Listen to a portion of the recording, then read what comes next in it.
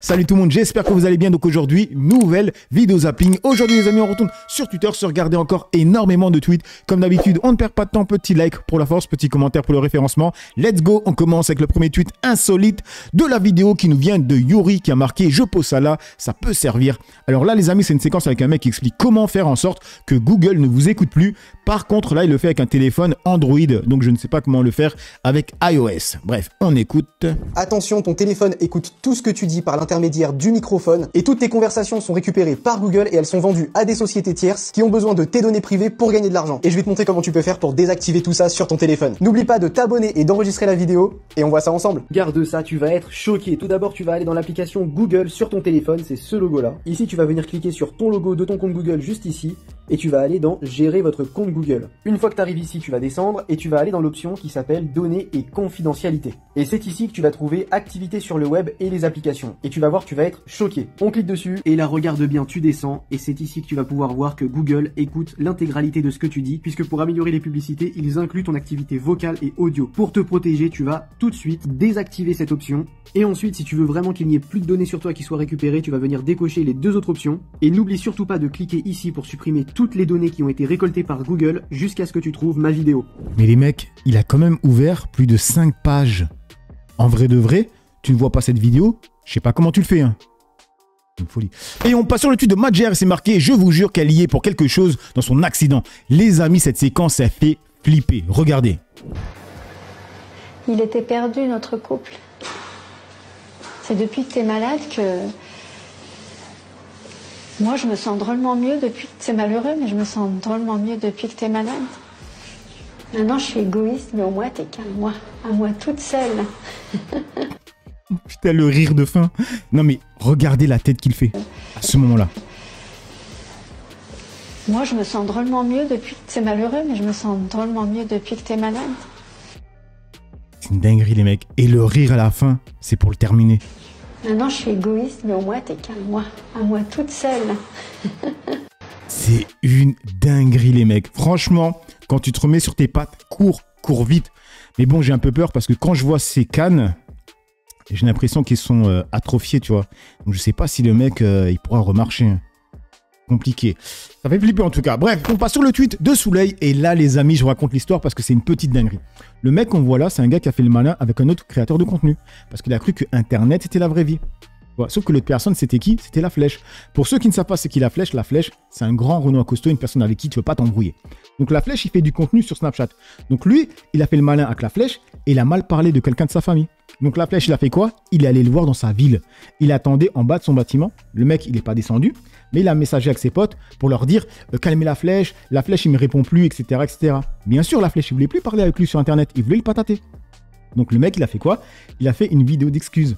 Il n'a pas fait comme tous les autres qui font les barbeaux, qui pleurent. Je m'excuse. Non, non. Il a sorti une masterclass, les mecs. Il a sorti le grand jeu.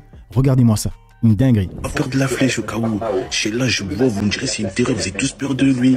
Et La Flèche parle pas de lui, c'est un fou, il va venir chez toi. Et La Flèche, tu sais quoi? Et moi, je dis, où ta soeur? C'est bon, je l'adore. Je suis en mode, t'as vu, je devais un miroir, je la prends par ses cheveux. C'est bon, bro. C'était pas content, viens me chercher. Voilà, je m'excuse, t'as vu, moi, j'étais sûrement en mode quoi. C'était pas méchant, moi, en mode. Le mec, il a sorti le Camis et le Coran. Chat. Franchement, on voit de plus en plus ce genre de vidéos où les gens font les malins et après, ils s'excusent, tu vois, comme si leurs actes n'avaient pas de conséquences, tu vois. Je vous jure, à mon époque, jamais de la vie, ça m'aurait traversé l'esprit de faire une vidéo pour insulter un grand du quartier. Jamais de la vie. Quand t'as capté ou pas? Je voyais, tout le monde avait peur de toi, je me suis dit, allez, je vais le faire et tout. Pour voir si c'était un vrai. Mais voilà, t'es un vrai, ça t'es venu dans ma vie. Il a dit c'est un vrai. Ouais, ouais, quand tu l'as vu en bas de chez toi, t'as vu le réel en fait. C'est pas le truc. Tout. Voilà, t'es un vrai, voilà, je m'excuse, mon gars. En plus, t'as vu tous les données musulmans et tout, t'as vu, mon gars. Voilà, je suis musulman. Tout ce qu'ils disent que je suis pas musulman. Au nom de Allah, je suis musulman, mon gars. T'as sur le front, poteau, ça. Bref, La Flèche, toutes mes excuses. Oh là là, le prouveur, tache sur le front. Après, peut-être qu'il est musulman. C'est pas la question. Le truc, c'est qu'il y a énormément de personnes qui se font passer pour des musulmans sur Internet. Vous savez pas à quel point. Parce que les gens, ils savent pertinemment que les musulmans sont généreux. Quand ils voient un musulman dans la merde, ils veulent l'aider, tu vois. Ils font des dons facilement aux musulmans. Et c'est pour ça qu'on voit des gens comme Dinan Tirlir ou bien son daron qui se font passer pour des musulmans. C'est juste pour ça, les mecs. Hein. C'est juste pour ça. Hein.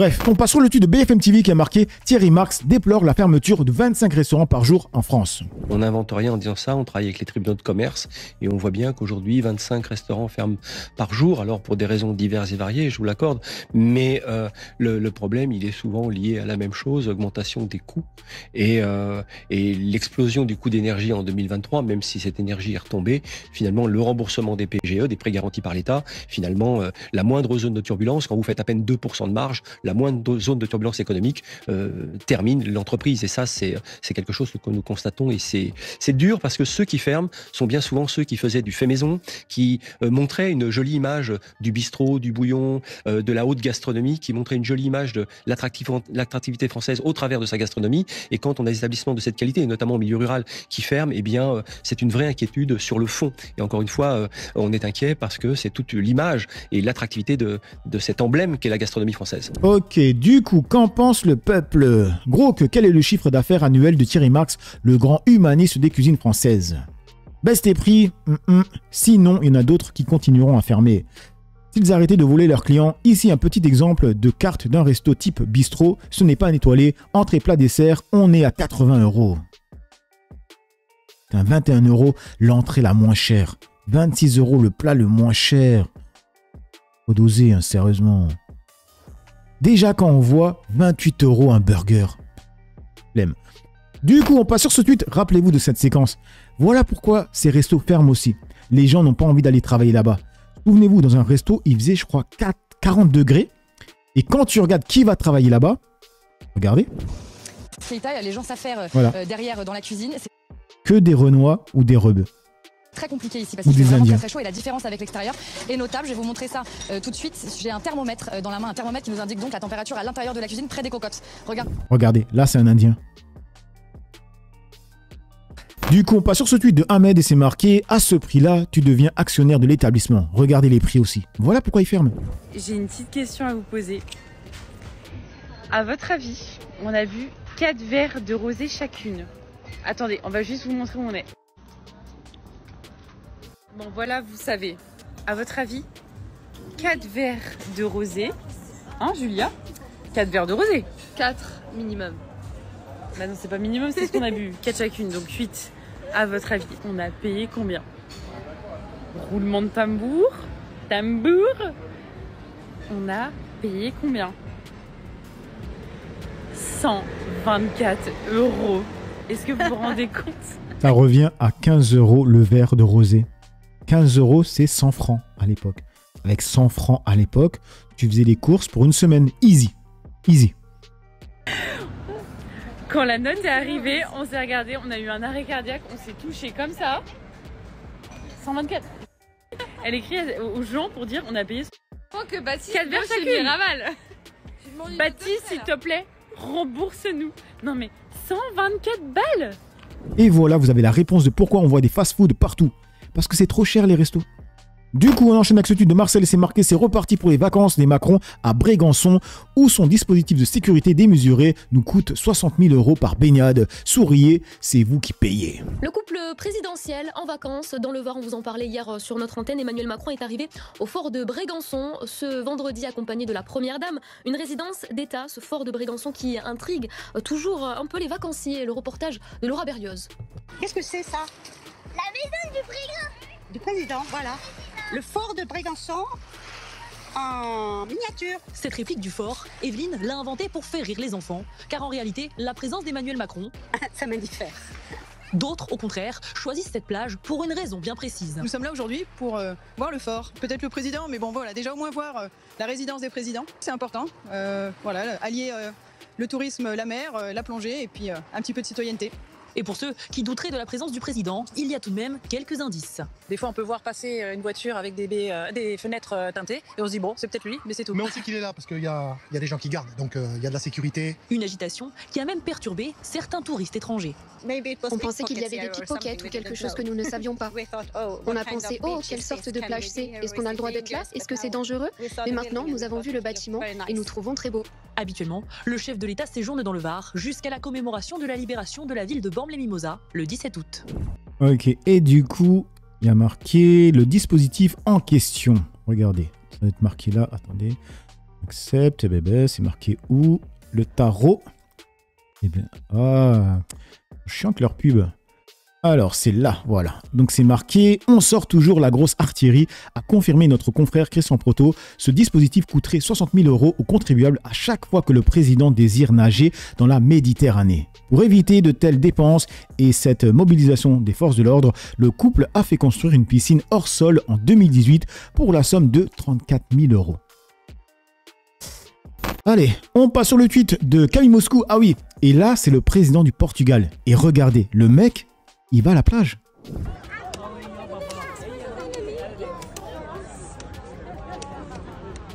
Après, tu vois qu'il y a des gens qui sont étonnés quand même. Tu vois, ils le reconnaissent. Tu vois. Aussi les femmes qui vont le croiser. Regardez. Là, c'est à quel moment? Là, regardez ici. Tu vois, les 3 femmes l'ont reconnu. Mais il n'y a rien. Jamais de la vie, Macron, il va à la plage. Jamais de la vie. Du coup, on passe sur ce tweet de Surmulot. C'est marqué « Le racisme est présent dans toutes les échelles en Israël. Ils sont dépassés par leur racisme. Ils ne peuvent pas s'en défaire », affirme Gabriel Catala. Et donc ça nous montre, une fois de plus, que Israël est un pays structurellement raciste. Le racisme est présent à toutes les échelles de cet État. Parce que s'ils avaient voulu montrer qu'ils sont une armée morale, là en l'occurrence c'était plus l'armée, c'est les services de l'immigration, mais un État moral, ils auraient mieux fait, peut-être c'était plus intelligent de ne pas s'en prendre au seul homme noir du bateau. Mais non, ils sont évidemment dépassés par leur racisme, ils ne peuvent pas s'en défaire, et donc ils ont tabassé et étranglé le seul homme noir qui était avec nous. On passe sur ce tweet de les spectateurs, c'est marqué... Ah oui, alors là les mecs, en fait c'est en Roumanie. Il y a des Israéliens qui sont en train de crier donc F arabique, donc arabe, et F, tu vois le mot, hein, juste ici, je peux pas le dire parce que sinon le robot YouTube va capter, Palestine.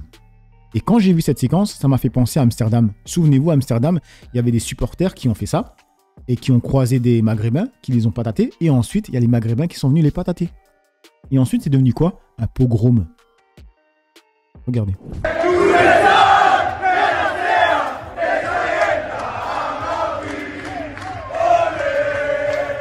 C'est la même chanson qu'ils chantaient, tu vois. C'est la même chanson, je me rappelle.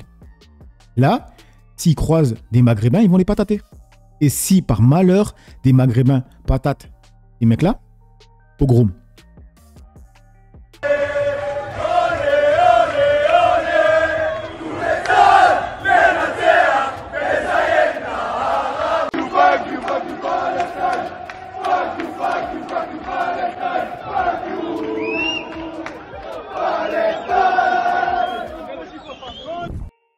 Bref, on passe sur le tweet de Tax Driver, c'est marqué... Ah oui. Alors les mecs, il y a... Comment il s'appelle? Olivier Pardo. Regardez ce qu'il va dire.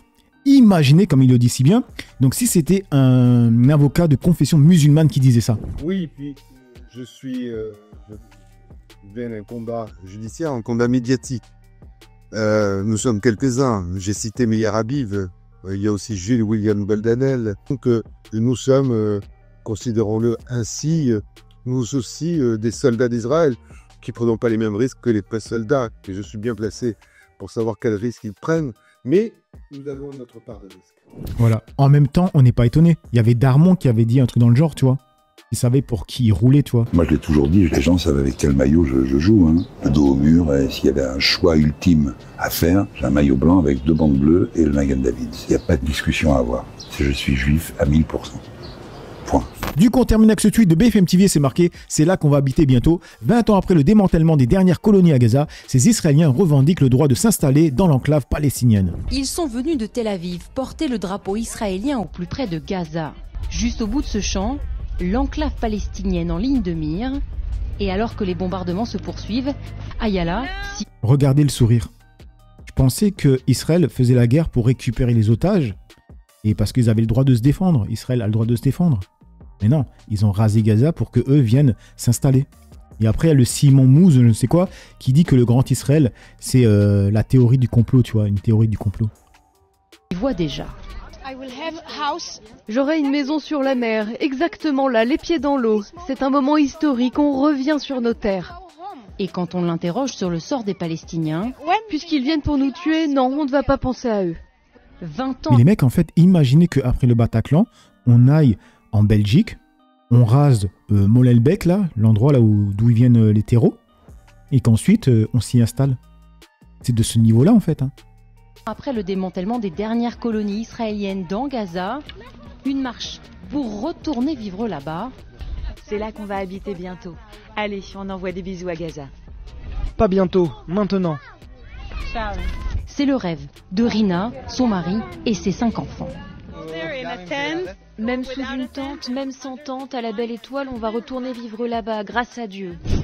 À la minute où on reçoit le feu vert, on prend quelques valises et on y va. Gaza est à nous, peut-on lire ici. Comme Rina, 1000 familles, la plupart très religieuses, se seraient engagées à partir vivre dans Gaza si le gouvernement l'autorise. Des familles soutenues par une partie de la coalition au pouvoir, comme le ministre de la Communication, qui a un mot pour Emmanuel Macron. Je suis d'accord pour qu'on crée un État palestinien, mais en France. Offrir un tel cadeau au Hamas qui nous massacre, c'est incompréhensible. Si Macron ne le comprend pas, et s'il est tant touché par le sort de cette population qui veut nous tuer, eh bien qu'il les prenne chez lui en France. Alors que les bruits de bombardement se font encore entendre, une vingtaine de députés israéliens demandaient très officiellement au gouvernement de pouvoir faire une visite encadrée par l'armée dans le nord de la bande de Gaza, une visite qui se veut préparatoire à l'installation d'habitants israéliens. Une dinguerie les mecs, c'est une singerie. Bonjour Grok, est-ce légal ce qu'ils font ? Bonjour, revendiquer le droit de s'installer à Gaza est légal en termes de liberté d'expression en Israël. Cependant, selon le droit international, de telles colonies dans les territoires occupés sont illégales. Israël conteste cela. Hein. Qui lui répond ? Est-ce que je t'ai parlé de revendiquer ? Moi, je peux me revendiquer en meuble, être un meuble Ikea, mais c'est pas pour autant que j'ai le droit d'être vendu en boutique. Bref, donc voilà les mecs pour cette petite vidéo zapping réaction. Dites-moi ce que vous en pensez dans l'espace commentaire, dans la joie et la bonne humeur, sans insultes comme d'habitude. N'oubliez pas le petit like pour la force, petit commentaire pour le référencement. J'ai assez parlé. Pour le peu que j'ai parlé, à vous d'écrire. Ciao tout le monde.